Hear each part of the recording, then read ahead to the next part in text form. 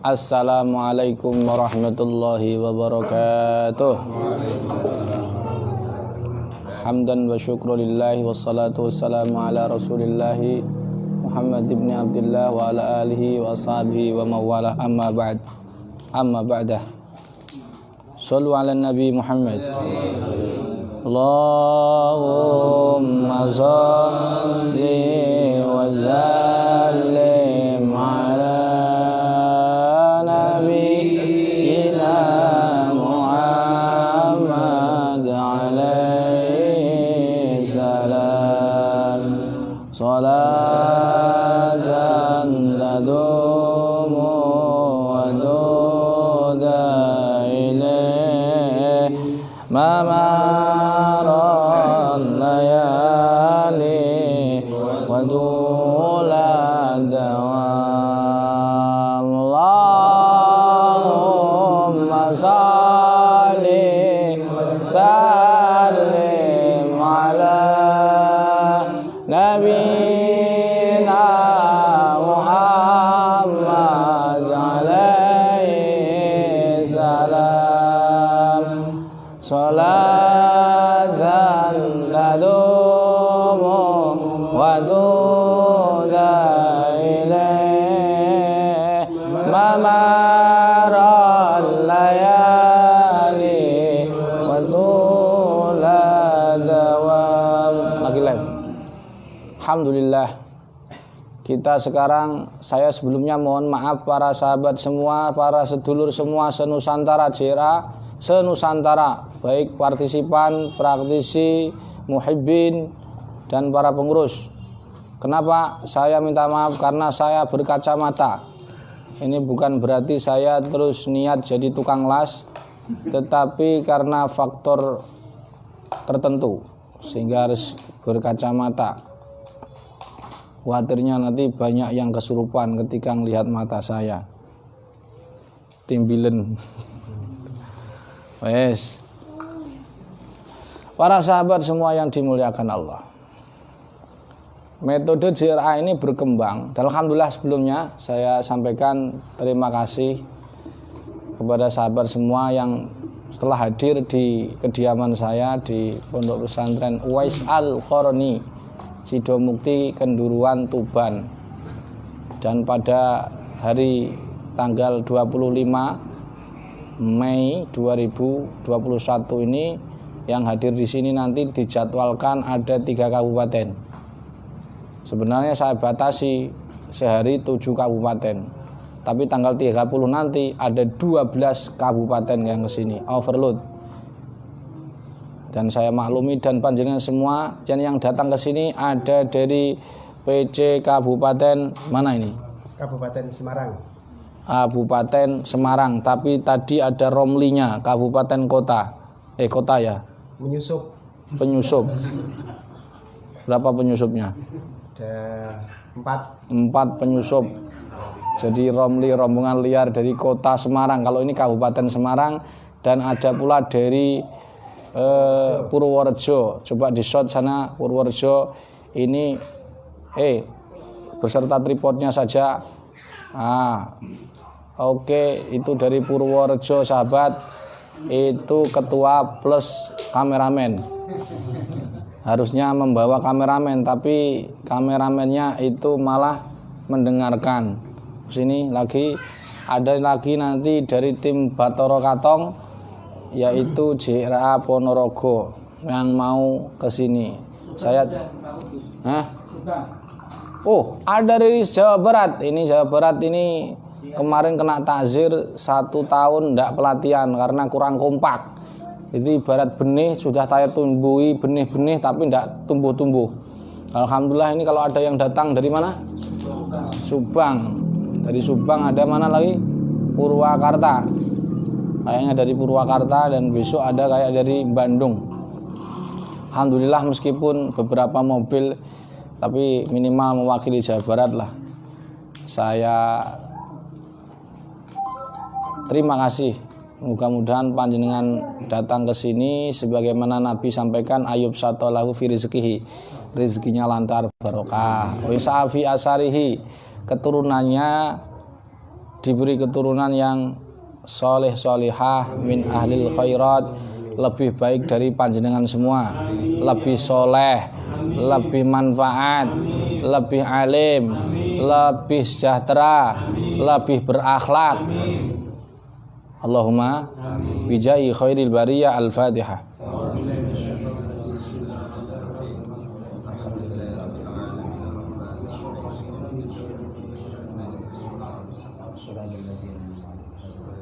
Para sahabat yang dimuliakan Allah, JRA ini punya metode dari tahun ke tahun, bulan berbulan itu berkembang. Alumni pelatihan 2017 pasti tidak sama dengan alumni 2021 dalam aspek metode. Dan sekarang ini kita, karena sudah berkembang metodenya berubah-berubah terus, oleh sebab itu mulai 2021 ini kita permanenkan metodenya biar tidak bingung. Maka yang melihat video saya ini tolong di-share di di cabang-cabang masing-masing, baik di luar negeri maupun yang di dalam negeri. Bahwa yang ingin saya sampaikan adalah kita sekarang ibaratnya punya Iron Dome, metode Iron Dome santet. Punya Iron Dome santet, di mana Iron Dome ini akan berbunyi ketika ada serangan rudal-rudal dari para kahin atau dari para dukun santet. Ya, di mana metode Iron Dome ini insya Allah lebih baik daripada mediumisasi, lebih baik daripada ngeraga sukma, lebih baik daripada akhdul lawai atau hipnoterapi atau hipnoruqyah. Insya Allah. Dalam konteks apa? Dalam konteks pendeteksian kecepatan deteksi. Saya ulangi, dalam konteks kecepatan mendiagnosa. Adapun dalam tingkah bacaannya lebih baik mana? Pokoknya yang paling ikhlas itu yang paling baik bacaannya. Tetapi dalam konteks kecepatan dalam mendiagnosa itu lebih baik dari 3 hal tersebut. Dan perlu dipahami, saya sendiri juga sudah kenapa saya bilang begitu, saya klaim begitu, apakah itu sekedar klaim atau fakta atau cuman dogma. Saya jawab itu fakta, karena sebenarnya saya dengan 3 hal ini, mediumisasi, raga sukma, hipnoterapi atau hipnoruqyah, akhdul lawai, saya sudah paham semua ini 3 ini. Bukan berarti sombong, itu sudah biasa kan, kita tahu sendiri. Jangankan saya, ini aja pakar poligami, hipnoterapi. Makanya saya bilang, saya harus katakan dengan bukan berarti dengan sejujurnya bahwa swab gangguan gaib ini lebih baik. Oleh sebab itu kita permanenkan, kita tidak melakukan metode 3 ini dan tidak mengadakan pelatihannya, karena kita sudah punya metode gratis, tidak berbayar, tidak perlu pelatihan lagi, tidak perlu step-step lagi, kelas-kelas lagi. Karena saya ingin panjenengan ini tetap tetap ikhlas, pelatihannya tetap 1 kali seumur hidup. Jadi melalui streaming saya ini, saya talaki kepada panjenengan semua, saya sharekan ilmu-ilmunya supaya bermanfaat, sehingga dan panjenengan semua hanya dengan modal kresek, tetap pada tidak usah biaya pelatihan lanjutan. Karena saya sudah kasihan melihat panjenengan semua, terutama yang di Kalimantan dan lain sebagainya, dan saya juga kasihan pada keluarga saya yang saya tinggali terus. Ketika kalian minta pelatihan lanjutan, kalian tidak berpikir berapa waktu yang harus saya korbankan untuk meninggalkan keluarga. Kan kalian hanya berpikir ini lanjutannya bagaimana, terus menyalahkan organisasi. Padahal itu adalah saya kasih solusi, yaitu melalui streaming ini dan melalui di YouTube saya. Selalu update, karena ternyata banyak yang tidak update. ada juga yang update tapi tidak diamalkan. Contohnya tadi, tidak saya sebut orangnya. Dia sekarang sedang mendengarkan. Dan ternyata dia itu kena santet sekitar 5 tahun ke atas. Dan fatalnya gak iso deteksi. Tidak bisa deteksi. Harusnya sudah awal sudah terdeteksi. Baik para sahabat, 3 kondisi apa yang orang ini harus melakukan swab gangguan gaib? Mohon maaf, saya tidak akan nge-share bagaimana gangguan gaib, swab gangguan gaib pada streaming kali ini. Kenapa? Karena ini khusus praktisi, sedangkan kita tahu grup DRA ini ada 23.000 orang yang ikuti dan sebagiannya bukan praktisi. Maka saya cukupkan, saya anggap kalian sudah paham. Bagi kalian yang tidak paham swab gangguan gaib, mohon maaf, wajib bertanya kepada ketua, bukan divisi ruqyah, karena ini wajib semua tahu gangguan swab gangguan gaib. Dan kita tahu, mohon maaf, di Jawa Tengah saja yang terindikasi ketua PC-nya kena santet itu ya, ini saya terus terang ya, itu ada 50% lebih. Kenapa? Karena kebanyakan belum tahu swab santet dan mengabaikan ilmu-ilmu yang sudah diberikan lewat streaming YouTube saya. Baik, lakukan swab santet. Saya ulangi, saya anggap kalian sudah paham swab santet. Kalau sampai tidak paham swab santet, buka lagi buku yang terbaru dari Pak Sekjen halaman 32. Jadi nggak pakai metode air, itu pakai langsung.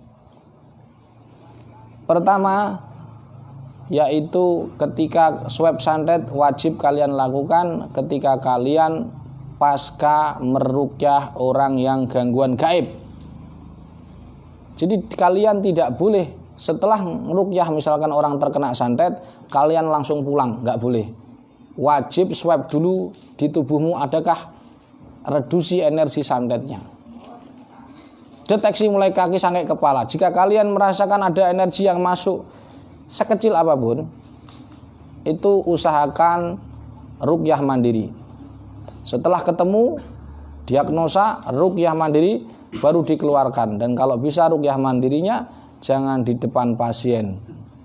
Khawatirnya nanti dia ketakutan ketika melihat ini peruqyahku loh, yang ruqyah aku muntah sendiri atau kesurupan sendiri. Maka dari itu tetap wajib ruqyah mandiri sebelum pulang, dan itu harus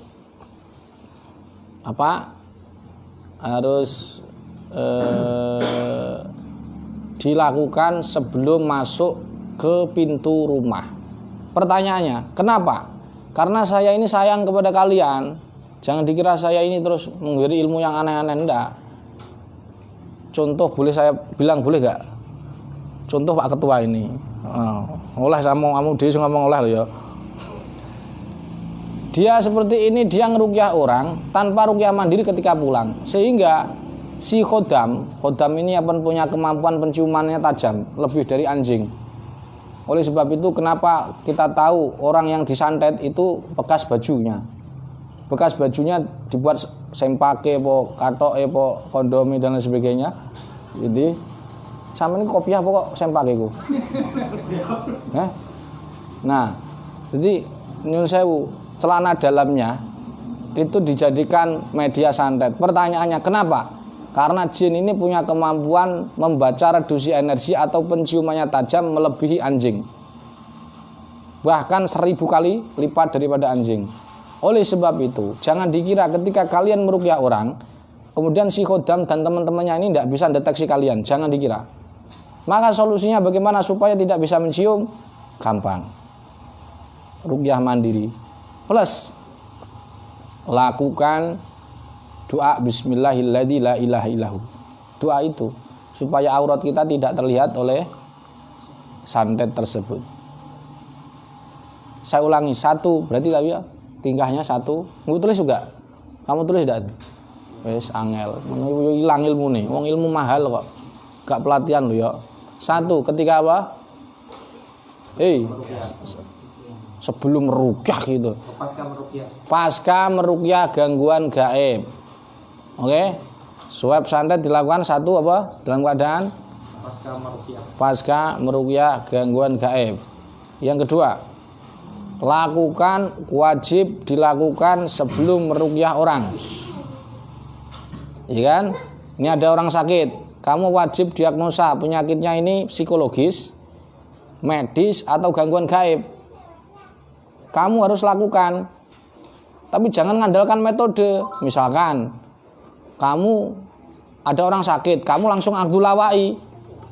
Lah kalau di hipnoterapi atau akdul lawai kena mesti psikologis, trauma masa lalu. Contoh, orang mudah kesurupan, kamu akdul lawai. Nanti ketemunya adalah ada 3. Kalau tidak broken home, kekerasan rumah tangga, pernah ditampar, pelecehan seksual.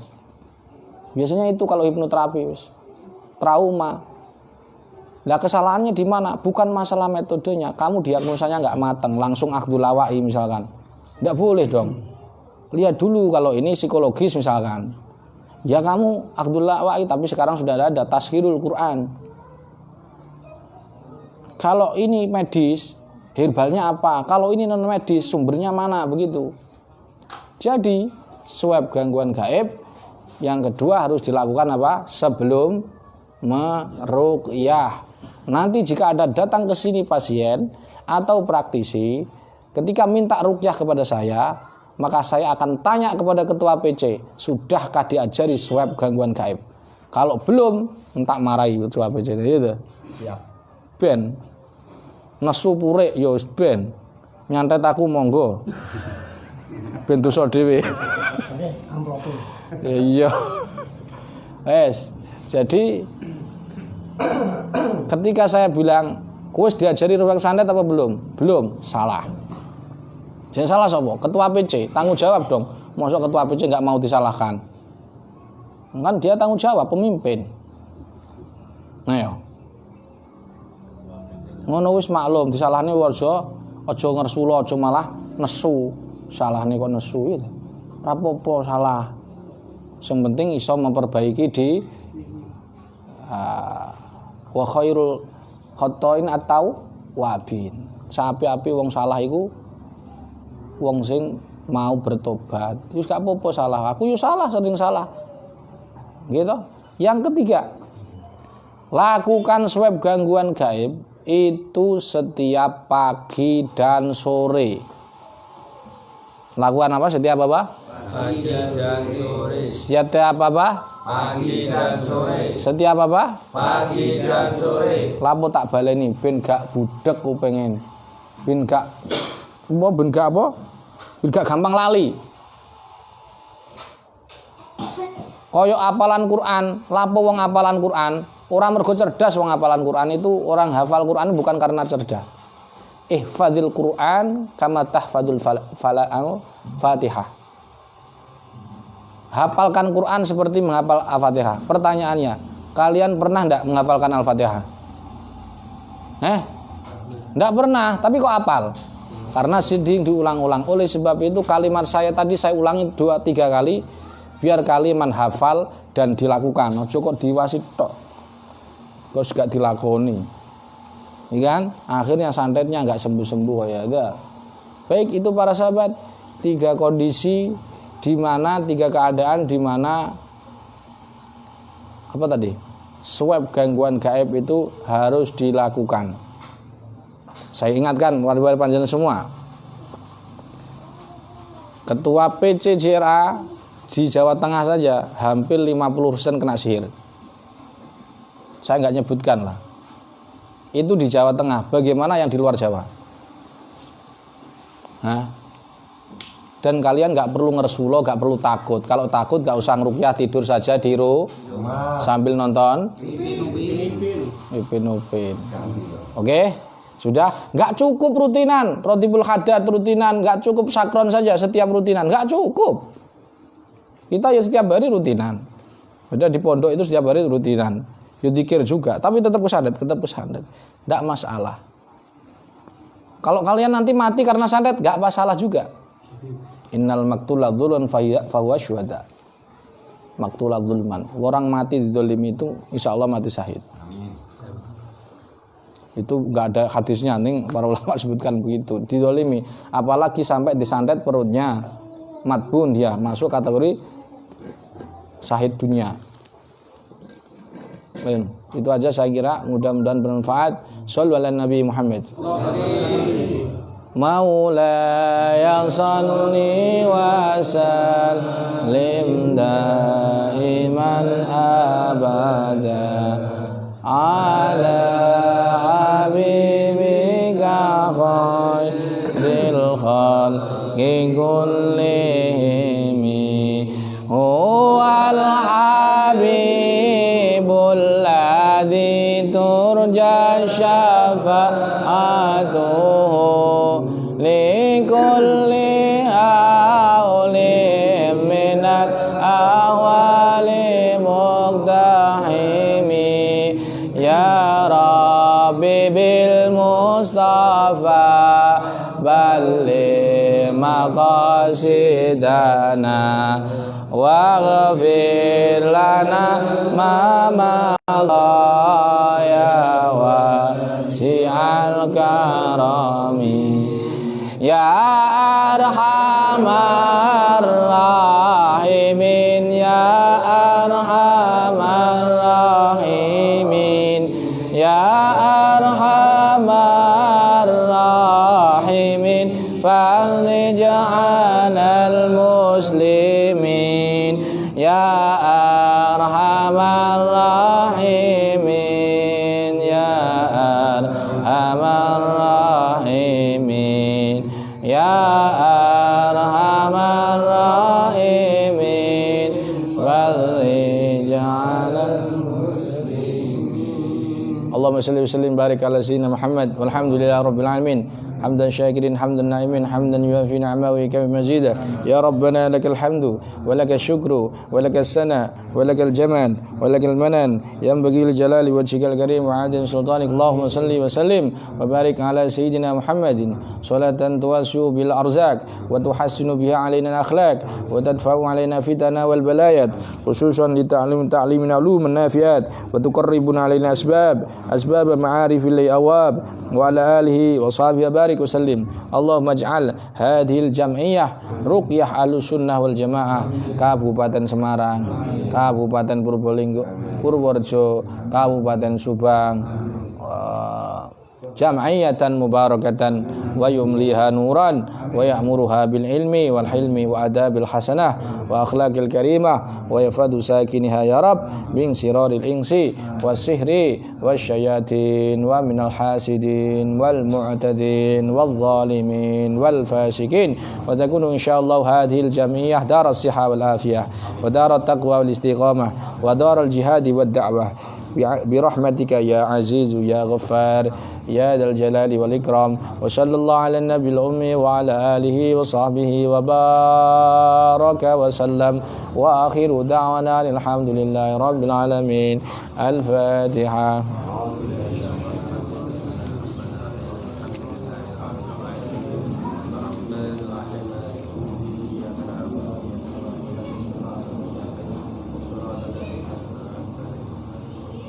Demikian subhanakallahumma bihamdika asyhadu an la ilaha illa anta astaghfiruka wa atubu ilaik. Assalamualaikum warahmatullahi wabarakatuh. Waalaikumsalam.